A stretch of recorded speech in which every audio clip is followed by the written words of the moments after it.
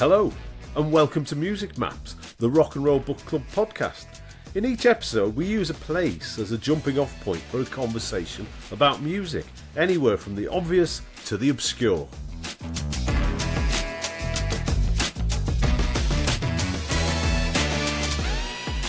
Hello, and welcome to another episode of Music Maps, the Rock and Roll Book Club podcast.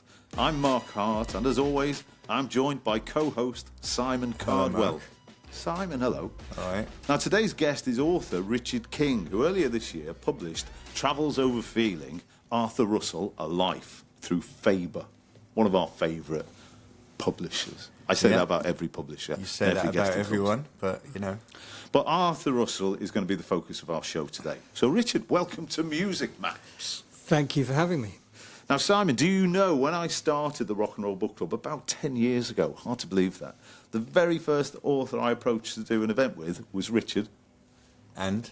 He turned us down. I loved his How Soon Is Now book, which is the preeminent, the without parallel, fantastic history of British independent record labels, Rough Trade, Factory Mute, and all of those, that heyday, and was a Sunday Times Book of the Year. So I did enjoy that, and I got in touch when I decided to do this. I don't know, I think I got Richard's email from somewhere. But my timing was poor. No slight to Richard. He said, look, I'm in the thick of writing my follow-up. Perhaps we could do something about that. That follow-up was called Original Rockers, which itself was shortlisted for the Gordon Byrne Prize. Another famous music book. Yeah, and so Richard's first visit, I was looking today, was on the 3rd of October, 2016. Absolutely. Rock and Roll Book Club alumni. Now, before he years. became an author, Richard worked in the independent music business, co-founding the record label Planet Records in Bristol. And then he spent, in one way or another, over 15 years with Domino Records, doing a load of interesting things. Now, since then, Richard's other books include 2019's Lark Ascending, which was a Rough Trade, Mojo and Evening Standard Book of the Year. And I remember that with great fondness because Richard's visit to Walthamstow on that occasion at the event was hosted by the sadly missed Andrew Weatherall. Before my time, unfortunately, these events. So that was very poignant. So, Richard, you first came across Arthur's music about 1994. What were your impressions? How did you find him? So I was working in Revolver Records, Bristol, and Original Rockers is essentially me trying to remember what that was like and what music I kind of heard there, and the education I received there. And we would buy a handful of new releases from this one distributor called Impetus, somewhat ironically, because it was a company run by a man who lived on a chicken farm in the Outer Hebrides, who drove up and down the highways and byways of Britain in a very clapped-out Mini Clubman, and he'd arrive... Sounds like Bill Drummond. I mean, yeah. That could be Bill's Bill next Drummond project.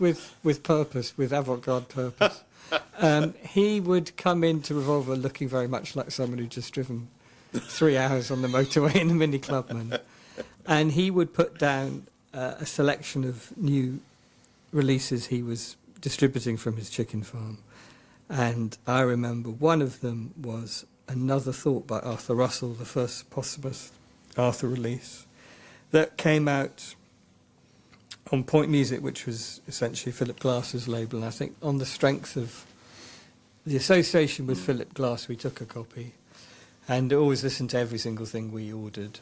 And I remember putting it into the CD player and thinking, I don't know what this is, I don't know if I like it, but I've never heard anything like it. And then, as is so often the case, I think for most people, that is frequently an initial experience that can lead almost to love with music and records. That kind of mystery where you hear something for the first time and don't know where you are. So that was, I played Another Thought quite regularly. I don't remember us ever selling it. And then, before long, I started hearing things. I had a nice copy of Moody UFO Dance by ESG on 99 Records at the back of Revolver, because we had lots of rare records left over from when it was a distributor, and Y Records, the pop group's label, which had big links with New York, was run out of there, and there was quite a stash of that kind of for want of a better word, downtown New York music. And started getting into things like Liquid, who I would later reissue on Domino, and before long, I think Dinosaur L and Loose Joints, the name of Arthur started materialising on 12 inches and bootlegs. Yeah. Just before the kind of punk funk LCD sound system moment. It's just prior to that. But definitely shops like Intoxica, Ladbroke Grove, I remember seeing bootlegs of Arthur's stuff there. Right, so it very much felt like he was Is in it the easy air. to find these records? If you hung around those record shops, Right, yeah. He's got this sort of very eclectic back catalogue, and it's not easy to categorise it. Was that a conscious decision on his part to be that eclectic, or did it just happen? I mean, I think the words decision and conscious are very complicated terms when it comes to Arthur. In all seriousness, if you talk about consciousness, I think to a degree you have to accept he had an on-off, semi-permanent but sort of coexistent faith in Buddhism. So any consciousness he had, I think, was informed by that and sometimes reflected it, sometimes it didn't. He was someone who found decisions either very instant or borderline impossible to make. So I don't think it's easy to kind of imagine or understand how Arthur's methodologies worked. And I think the thing to do is just consider his... People tend to love his work rather than like it, and some people don't like it. It's funny, I've encountered just a small degree of homophobia around Arthur this year, I think, from certain quarters. But I think there's a sense that he knew what he was doing. The fact that it might not have made sense to anyone else is our problem, not his. Right, yeah. But clearly, to a degree, it was his problem because he wanted to be more successful. So, yeah, you just mentioned a few tracks there. ESG, Dinosaur L, Liquid. And to my mind, they were perhaps more popular, more well-known in that second flush, the post-LCD electro-clash period, than they were when they came out in 1980, where I guess, in certain clubs in New York and perhaps even the cool clubs of Manchester and London, Bristol, they may have had a couple of plays. But with Arthur, so Arthur is association with those records, but is it fair to say he had he was known to a degree in his lifetime, but only after his death his work becomes evaluated and well known? People knew who Arthur were certainly in New York. Okay. It's interesting you talk about the revival of that music compared to the first flush. I absolutely loved the Faith magazine when I was young, when I was like in my early to mid-teens, and I read that. I placed what that had to say above music, far above The Enemy or The Melody Maker. Mm-hmm. And I basically took my musical education from the Faith. And they used to have adverts for Danceteria, New York club, which I thought was incredibly exciting. And they would have top tens, often of 12 inches, and often things you could only get on import. And I have to say, I did rather like the sort of, for want of a better word, ridiculous snobbery of having a top 10 of records that you just couldn't even buy if you lived outside Soho. Can you remember who would have compiled that? Was it a record store or one of the journalists? Yeah, it was mainly journalists. Jay Strongman definitely was someone who did that kind of thing. But Arthur was in the Face in 1987 when World of Echo was released. He's interviewed by David Toop. And throughout 1986-7, when his releases were on Rough Trade, he was covered in the Face. I think we could probably say that shows how little their music coverage counted. because much as it appealed to kind of... But in the 2000s, when these new compilations and things coming out, when music's now available on an iPod or on iTunes and things like that. Is there a little bit of a re-evaluation at that stage? Perhaps? Without question, and I think it's really interesting that you mentioned the iPod because, well, two things. To answer your first part of your question, there's a huge re-evaluation with Arthur's tracks emerging on the Disco Not Disco compilations and then Soul Jazz's epochal The World of Arthur Russell. This was happening at a moment when file sharing, when LimeWire was absolutely at its peak and the music industry thought it was over. With the rise of the iPod or the MP3, I mean basically the iPod. And the iPod had the shuffle setting, and I think a lot of people, younger people who grew up as digital natives, grew up with file sharing, grew up with an unmediated view of music, i.e. they could collect entire discographies onto their hard drive and work it out for themselves. Imagine hearing Arthur's music in that way, hearing it on shuffle. You're already kind of moving away from the idea of genre or single of the week or anyone telling you what's It's kind of what I bad. did, because I didn't know a lot of his music. And then also Arthur lived in his headphones. And so to hear him in your headphones on shuffle without any sort of context other than not many people got this first time around, I think was incredibly exciting. And I think that really fed into the sense that people feel this very personal relationship with him. So let's go back. Now, this is the Music Maps podcast, and the kind of shtick is imagine a world map of music places, and we stick a pin in it. Now, where is our pin going today, Simon? Is it New York or is it Iowa? Iowa. First time in Iowa. So, don't think there'll be too many stops in Iowa. Well, we'll see.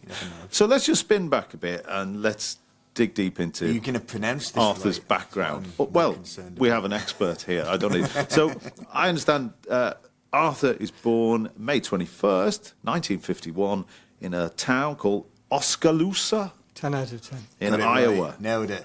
Tell us a little bit about his early life, his family. So, very much, Arthur's born into effectively a sort of great society family. His father runs a very successful insurance company and is mayor of Oskaloosa twice.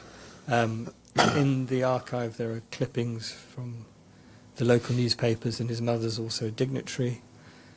The house was designed by a uncle, I think, who studied with Frank Lloyd Wright. It's a very lovely appointed part wooden house. Is it still there, and have you visited? I haven't visited it. Okay. It is still there.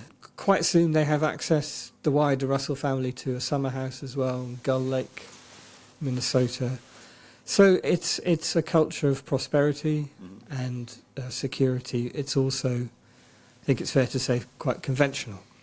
And by the time it's 15, 16, Arthur's writing very intense Holden Caulfield type letters saying, no one here understands me, in which, at the age of 16, he mentions Ginsberg, Ferlinghetti, John Cage. So he's clearly getting culture and counterculture from somewhere, but absolutely feels that he has to get out.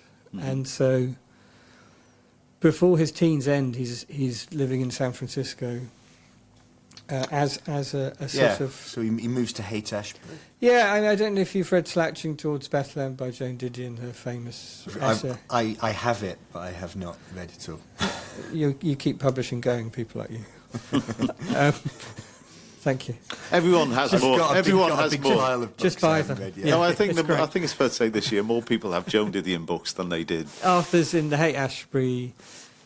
He gets picked up for essentially selling weed. He's part of a commune.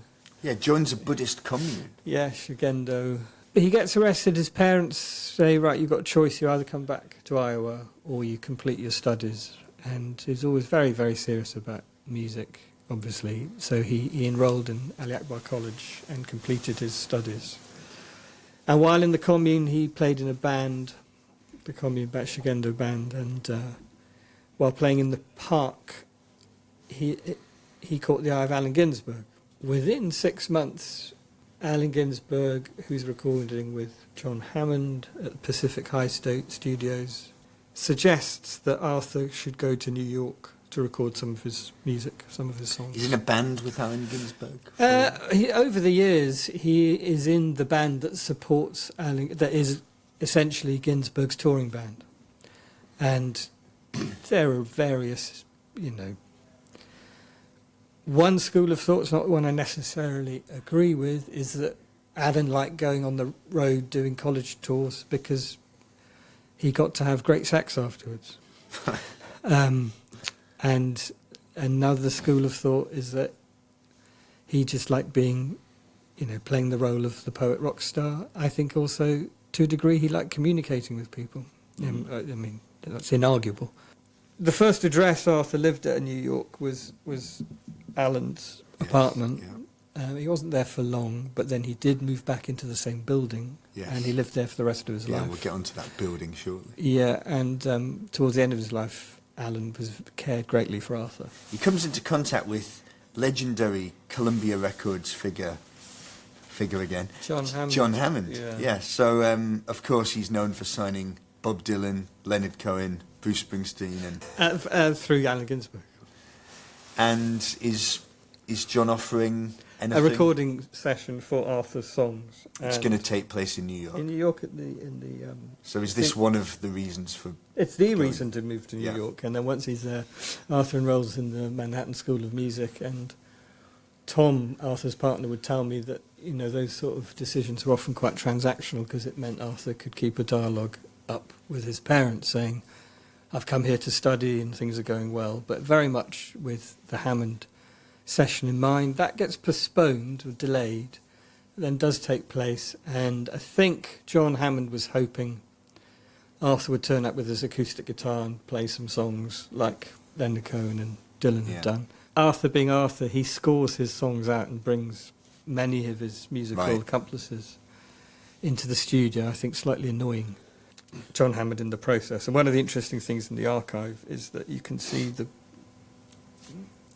these songs and the score Arthur had done. So if you know things like Eli, Eli, or I Close My Eyes and Listen from the sort of slightly stripped down Love Is Overtaking Me version, there are manuscripts there for the arrangements. That doesn't lead to anything much at the time, and it's one of several encounters with the wider music industry Arthur has for the rest of his life, and I think it's important to state that lots of people always knew who Arthur was. George O'Dowd knew who he was. Karen Berg, person who signed Husker Du and R.E.M. to Warner Brothers and worked with B-52s. Lots of people knew who Arthur was, and of course he worked with Seymour Stein and Jeff Travis. So he was not an unknown reclusive figure. People knew who he was and knew he was very talented. I just don't think they always knew what version of Arthur would come to the studio. But again, the other thing that strikes me, and perhaps on retrospect, if you're at music college, you're interested in music, Allen Ginsberg and you're with CBS, whatever, it's inevitable. But he meets some interesting people when he's at college. Ernie Brooks from Modern Lovers. So it seems to me he quickly becomes a feature of a musical community. Well, that's through basically becoming the musical director of The Kitchen, which is a contemporary culture performance space, initially founded actually as a video art space. So when did The Kitchen open? And 71. It was in the Mercer Art. It was the kitchen of the Mercer Art Centre, which of course became quite famous as the sort of New York Dolls. I was going to say that rings a bell. Yeah. That's where the New York Dolls' early performances were. They sort of took the venue over and became the house band. Yeah. So what kind of shows are going on at The Kitchen? Very much what was then called new music. Now that's a term that's sort of dissolved, really. It's very hard to sort of articulate what it meant. But I actually Googled it while playing Right. this, and it just served me with recently released music. There we are. Then at the time, Steve Reich did an early version of Music for 80 Musicians. Philip Glass was there, Laurie Anderson was there, Meredith Monk, Julius Eastman. I think it's worth noting that ECM released Music for 80 Musicians ultimately on their new series. So new capital N, capital M music was a sort of, I suppose you'd call it street-facing avant-garde or compositional music that was for street-level audience, not the Lincoln Centre, though of course many of those people would go on to have a great connection with those larger institutions. But the kitchen was a place where, I suppose, we don't need to make comparisons, but something like the London Filmmakers Cooperative in Camden in the 70s, it would a place where there's an ethos and an interest in culture, and it kind of is embodied in this space. Mm-hmm. And people like Kathy Acker would play there. Many of the people Arthur would play with for the rest of his life would be people he first met at the kitchen. Did anyone play there, like the Modern Lovers and some of those? Yes, bands? Arthur booked the Modern Lovers Yes. when he was music director. Was and that, got into was that a popular engagement? well, the Modern Lovers had actually split up, so it was a sort of reformed version Right, of okay. the Modern Lovers. But that, Talking Heads? Did they play? David Byrne, yeah, they played there. But it's too reductive to assume that just because it's Yeah. New York in the early 70s, Debbie Harry's at the door and the Ramones are at the bar. Nevertheless, I mean, we spoke with Thurston Moore Yeah. a couple of months back. Now, obviously, a few years later, and the scene maybe has shifted because he's CBGBs and Maxes. But what struck me, I mean, Thurston again says it did feel like a village. New York, Manhattan's quite big, but where all the action happens, which sounds to be roughly where Arthur is in the Soho area.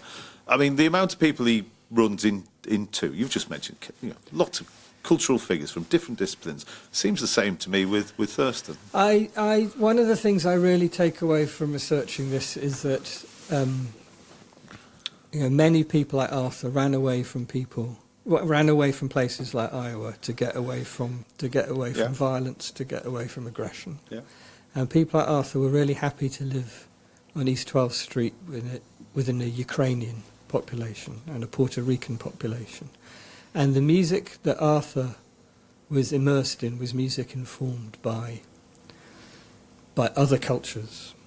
And Arthur really didn't like the aggression of no wave or punk.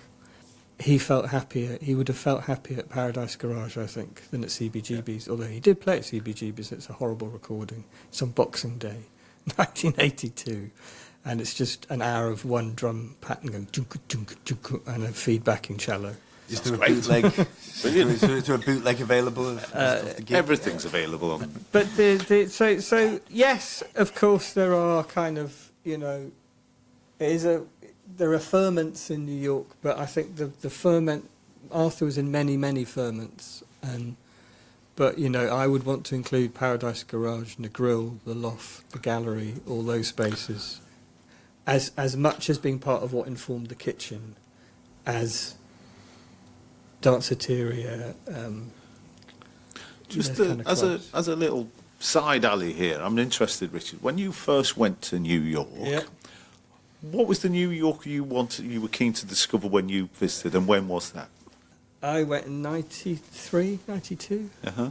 Not something I always talk about, but my very first night in New York, I ended up having dinner at Lou Reed's apartment and Oh, wow. There hearing we the go. Velvet Underground the first time they'd It's funny. reformed. Richard, yesterday Live in the flat. The Velvet. They were listening to that day's rehearsal. Right, okay. What was New York like in 1973? Well, we don't know, but I imagine it was very exciting, really, if you were young. A And very different place. certainly to you now. could live cheaply, and the extent to which people could be creative, could live frugally, Yeah. but live freely, Yeah. and live to Yeah. create. And I had a real sadness reading it, thinking that in this era people could just live in London or New York cheap and do what they wanted to do, and now you'd be paying $4,000 rent now. And also, there aren't many moments in the 20th century when that's plausible either. There's probably, Paris before the First World War and New York after the second, 60s and 70s, a few other places. But it was a moment, and definitely Arthur and his friends and his cohort embrace that moment. And one of the things that's been very edifying doing this is talking to Arthur's colleagues and friends who are still alive, and they're all just so grateful to have lived through that. Very modest about it. So basically, you could live cheaply, you could work as bartenders or waiters, and still lead a creative life and absolutely, do and you art, could whatever, filmmaking, music. Yes, and a lot of painting. Arthur's friends did things like work in jingle studios or did music transcription. So there was a high standard of living comparatively for people who wanted to make fairly avant-garde music. One thing to bear in mind with all that, though, is that if you're in the world of sort of sublets and, semi-squatting or being in the studio after hours, you're in a kind of, not quite the black market, but you're not uptown, so you're in this sort of what we could call grey market economy. And part of that also means that when you do put a record out, your record company might bootleg you, or you might not get any royalties, or you might not get accounted for airplay and things like that. So there is a quid pro quo with that as well. In March of 1975, this session with John Hammond does actually happen. How does it go? I think at this point there's just a bit of mutual frustration. It doesn't lead to anything.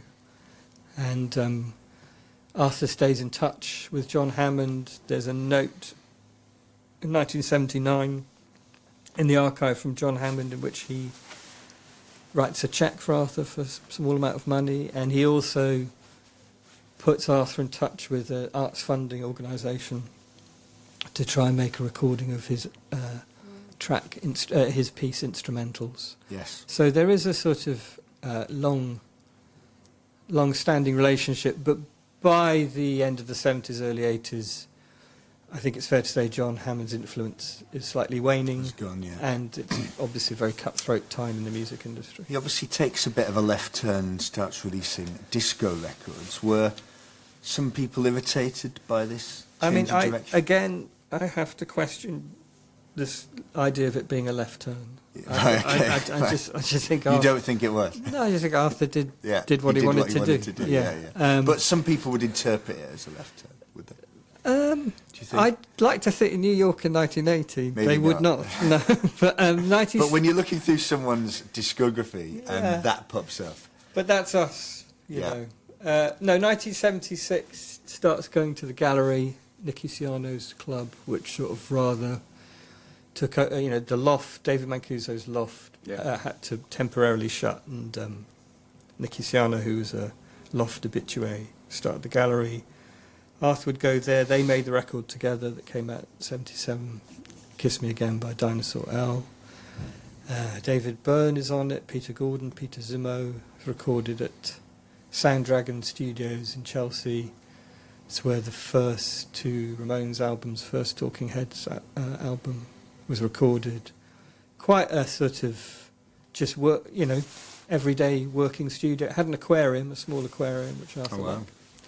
And that would get me into the venue if it would. had an aquarium. If I was drunk and someone said, there's two options, one's got an aquarium, I know which one I'm going to. I was with Nicky Ciano last weekend in Germany, and he maintains that the single sold 300,000 copies, but I'm not sure that it did. There's nothing to quantify that. No. I'd like to think Seymour Stein, because it was released on Sire, would definitely hang on to people and try and get them to make another record if they'd sold 300,000 copies. Yeah, so we mentioned all these New York City nightclubs. You've got all the famous nightclubs of New York. Was Arthur a fan of these places? I think Arthur went to Studio 54, and I think it's really important to kind of realise that different types of people went to different types of clubs, although obviously the ethos of many of the clubs was that everyone was welcome. So there's a place called Tier 3 that was very important. There was the Mud Club. There was obviously Paradise Garage, the Loft, the Gallery. Arthur... Danceteria, all the famous New York clubs. Danceteria didn't feature for Arthur. I don't think he ever played there. But those previous ones I mentioned, he played in some capacity at all of them, and his tracks were played at all of them. Hurrahs and Danceteria, I think, were a bit new wavy for him. He might have played there with the Necessaries, But no one who knew Arthur well ever really saw him dance. And the people who did see him dance said it was quite sui generis. He had his own style on the dance floor. So often he would go to hear his tracks played, to hear how it sounded through the club speakers. Because these releases had been very popular in the New York area. Yeah, and only the New York area, really. Yeah. So a few it tracks didn't spread nationally.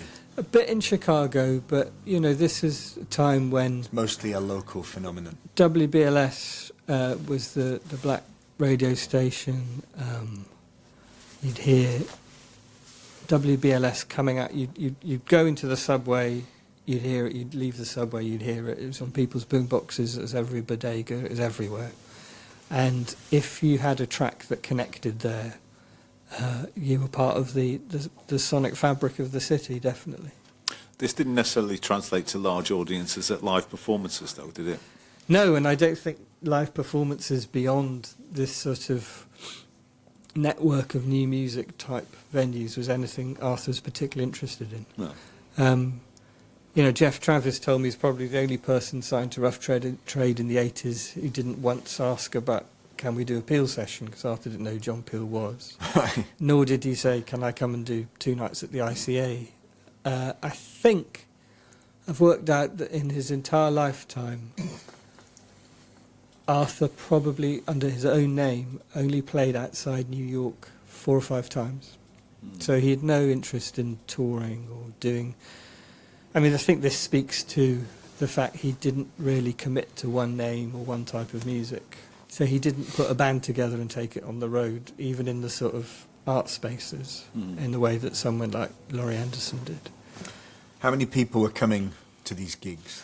So Arthur would play, you know, I think there was a time when, you know, maybe a 10-year period where he probably played 2 or 3 times a week, either under his own name or playing cello for one of his colleagues or friends in this network of new music venues. You know, you're talking 40 people maximum, 20 to 40 at some of the smaller spaces. Then at the Kitchen, you know, maybe more like 80. But certainly when we had the concert at the Barbican for the book earlier this year, Tom, Arthur's partner, came over and he said, you know, there may be as many people here tonight as ever saw Arthur in his lifetime. Wow, Yeah. it's remarkable.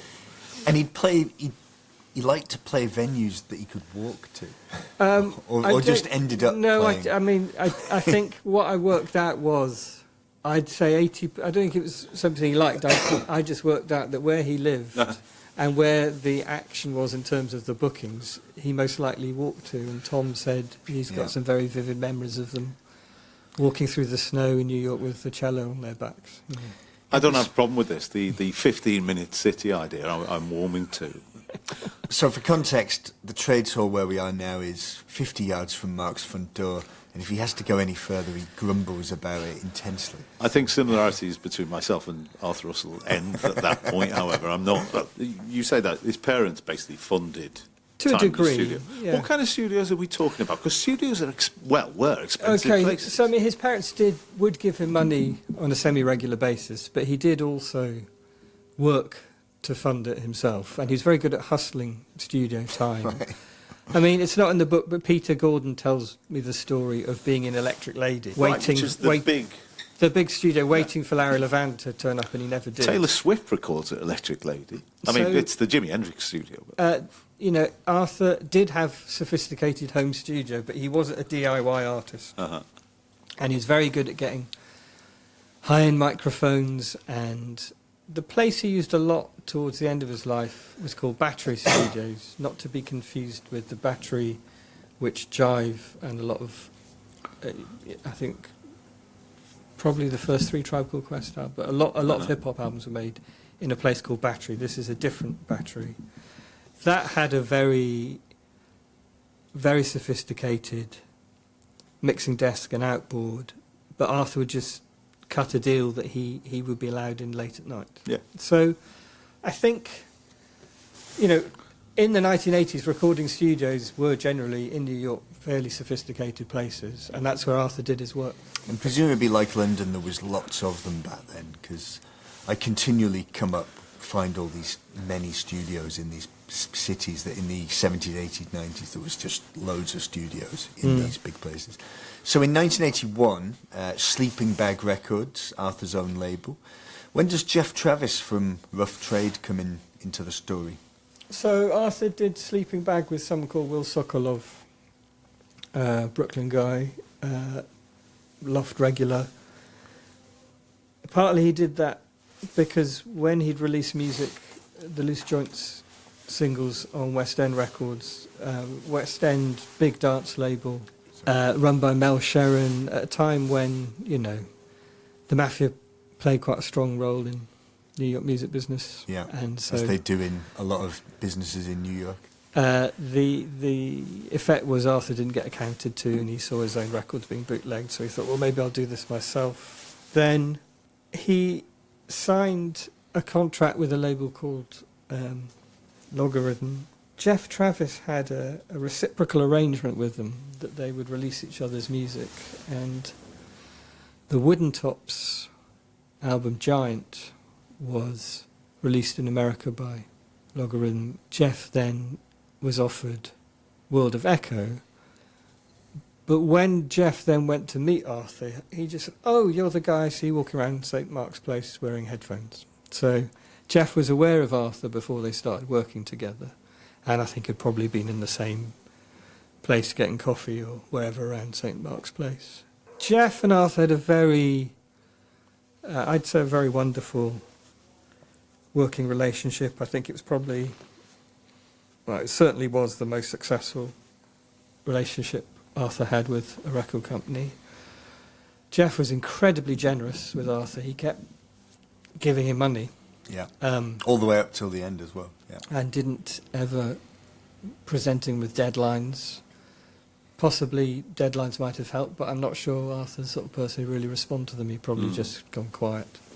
And definitely you can see the releases that came out, Rough Trade, Let's Go Swimming and World of Echo, were pushed by the... I mean, it's funny if you look at the press releases in the archive, there's a sort of self-consciousness that the person sending out the press release calls themselves a disco person. I think they don't quite understand what they're releasing.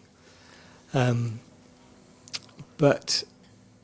yeah, they were reviewed, as we were saying earlier, in places like The Face. I think World of Echo was in the Melody Make. I think it was number 40 in the end-of-year charts in 1987. So he's got these two solo records, Tower of Meaning, which I think is just orchestral.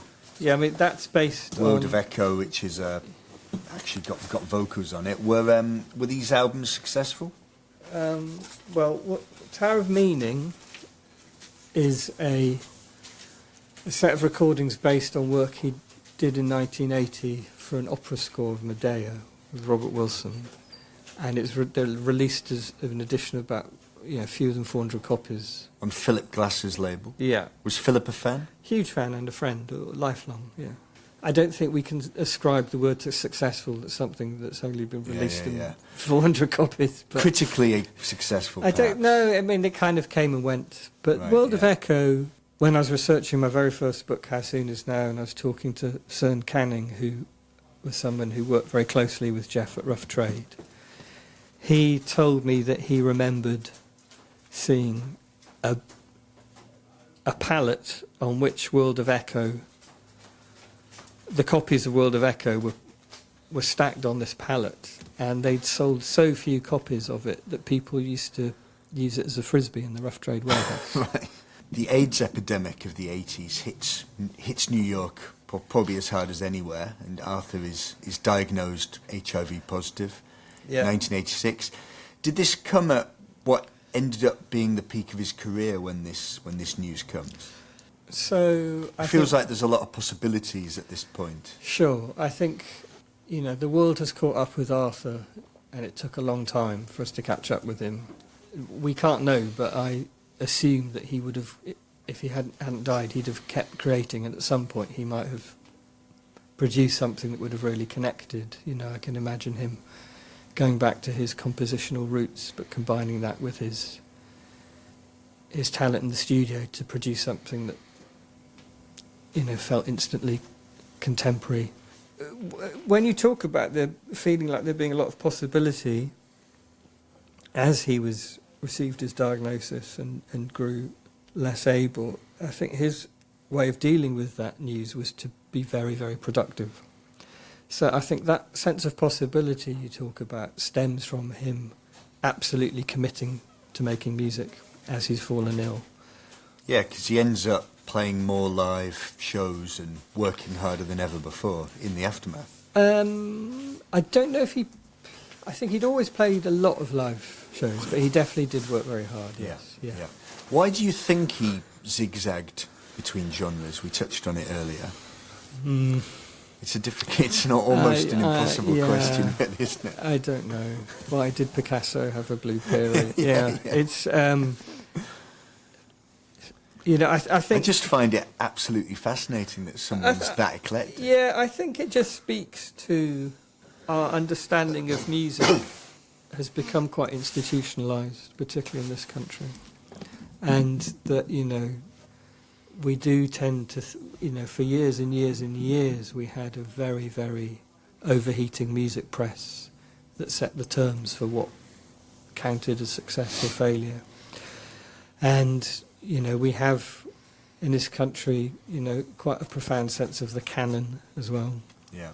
Those criteria don't relate. Yeah, it doesn't fall into any of those.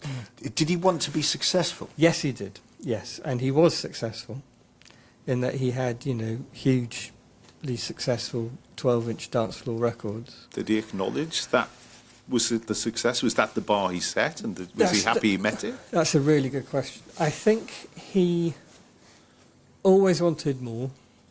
He had the chance to work with Robert Wilson on the opera of Medea. Robert Wilson ended up being the creative director of the 1984 Olympics opening ceremony, and Einstein on the Beach with Philip Glass. Yeah. So that would have been life-altering if that had happened, and it could have set him on a path as a composer. It didn't work out. Peter Gordon said to me that what makes Arthur out as a genius, possibly, is that as well as all that, he could write songs. There's some of his songs that I can imagine, someone like Janet Jackson covering, like Love Comes Back, for example. A sense that his talent was so pervasive that he couldn't contain it or couldn't funnel it towards what would have counted as success. Or someone to come along and say, why don't you just stick to this? But no one did, and that wasn't the culture he was in either. But I think he thought, having had those dance floor record successes, that more was available. So in the archive there are phone numbers for Masters at Work, for William Orbit, for Graham Massey from 808 State. So it wasn't like he went through a disco phase. Yeah. He always thought, well, if I can just get that person, like Francois Kay and Larry Levan and Walter Gibbons did, if I can find more people to work with, this music I'm producing could go. So, and really, that's sort of how people make music now. They collaborate, people make beats, and then someone picks it up and structures it and gives it to an artist. I mean, that is a plausible way it could have worked out for him. But I think he knew that he was very talented, he wanted to be successful, but there was something he didn't have that could join those two things up. So this book contains a lot of ephemera, artefacts, letters, photos, tapes, all sorts of things. Why do you think he meticulously kept everything? His mother died last Christmas, fairly old age, and Tom, Arthur's partner, and his sister Kate were tidying up the family home, as we all do when we're in that position. And they found a box, I think in the loft or in the garage, that had every mention of Arthur on the internet, after the first 10 years of the internet after he died, that his father had printed out and kept in a box. So perhaps it was genetic. This is very, very, very shaky ground, but I think most people would now, who knew him, would now say Arthur may have had some diversity in his neurological makeup, or some Arthurness that made Arthur Arthur. However, you know, so he had some traits that made him who he was, and one of those traits was, it seems, not putting pieces of scrap paper in the bin. He doesn't write over old cassettes. Everything's Sure. kept, Keeps everything. and a new Keeps piece everything. of tape or indeed a cassette is used. Yeah, and there's very few crossings out in the archive. Once something's brought into the world, it stays there. When it comes to technology and studio, was he keen to embrace new bits of kit that came in? And of course, he's working in what was the analog era. He's just on the cusp of digital and samplers that stop you having to splice tape. What do you think he would have made of that? Oh, I mean, he would have loved it, and that is the great what if. And Because he always wanted to work at home. He wanted to have some stuff at home. That was mainly a response to his illness. Right. Yes. He loved being in the studio. But in today's world, he'd have so much. Absolutely, and you know, people have asked me this year when I've been promoting what would he have gone on to do, and like you say, Mark, I've said, you know, he was on the cusp of Pro Tools, he was on the cusp of sampling, and there's no doubt he was technically very, very adroit. So he could have very easily had a very sophisticated home studio. Yeah. And he loved taking risks, although, of course, he did have over 40 different drum patterns for some of his songs. So it might also have been a challenge for him. Yeah, so when his health starts to go downhill a bit, he's still going out to clubs, though. He's still doing some of this Yes, stuff. I think, you know, again, almost sort of research and development.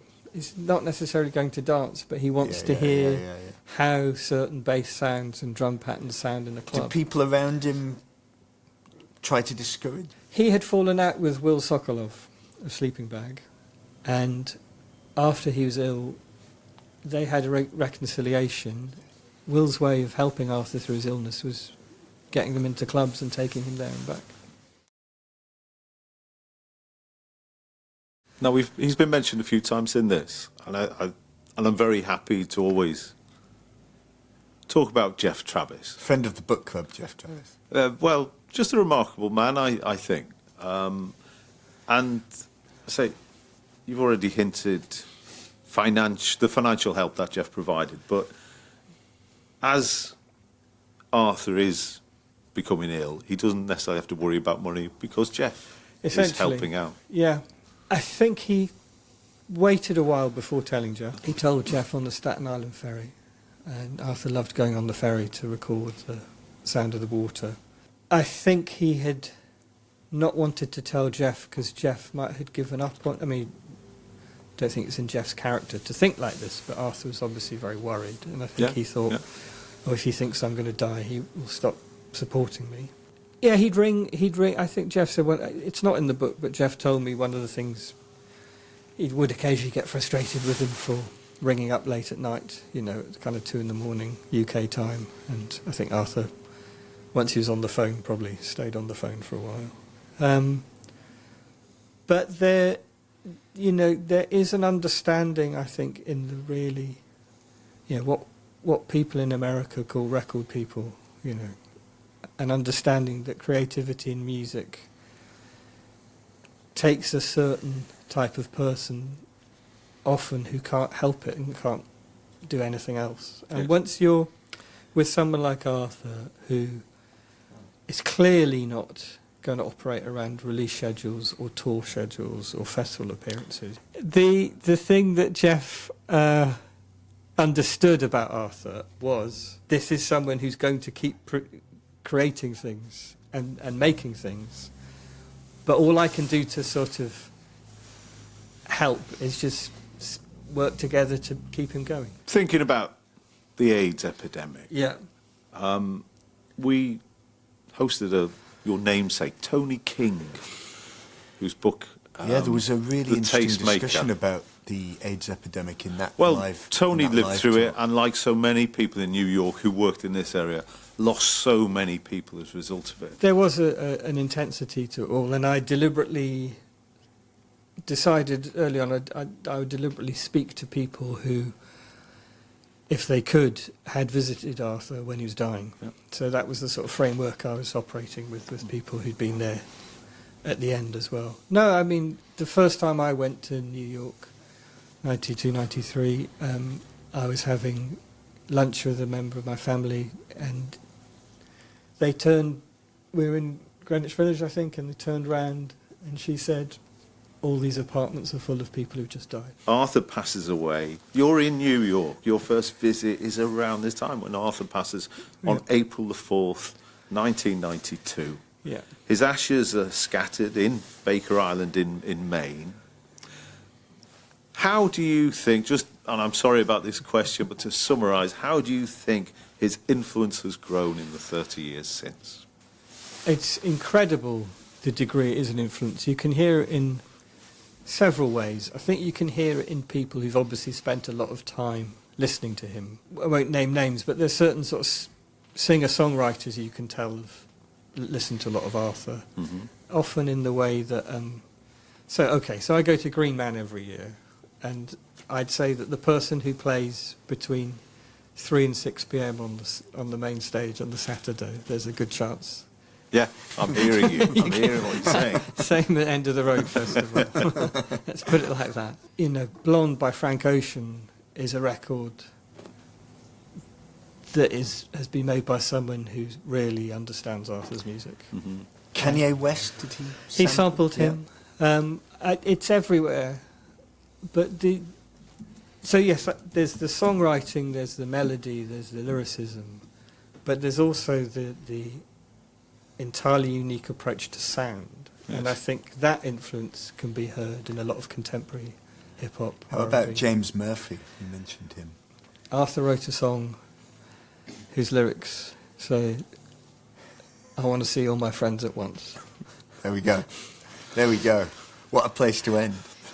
But no, Travels Over Feeling, I know was... A wonderful book. Number 5 in Uncut's list. More of an artefact. It's a thing to hold and look through, and it's not just... It is a thing of beauty. I mean, Faber and you've obviously done a great job. Yeah. As Simon said earlier on, it is packed. It's got Arthur's There archive is a letter from there. Tom Waits about purchasing an amp.